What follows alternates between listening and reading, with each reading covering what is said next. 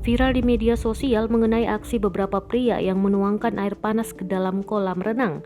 Video tersebut diunggah oleh akun TikTok @agatharizky. Kini postingan tersebut telah ditonton lebih dari 6 juta kali.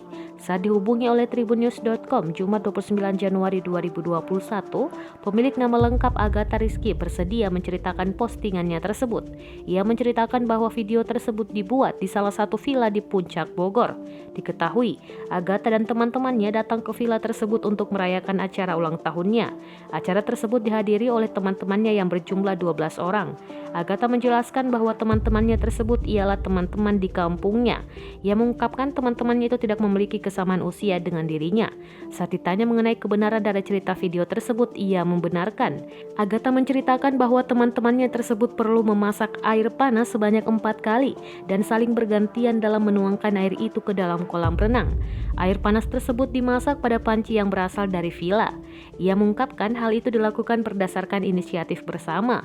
Menurut keterangannya, alasan munculnya inisiatif tersebut karena air kolam renang yang terasa dingin.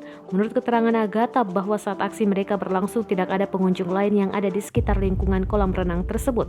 Meski sudah menuangkan air panas ke dalam kolam renang, Agatha mengaku tetap merasakan air kolam renang masih terasa dingin.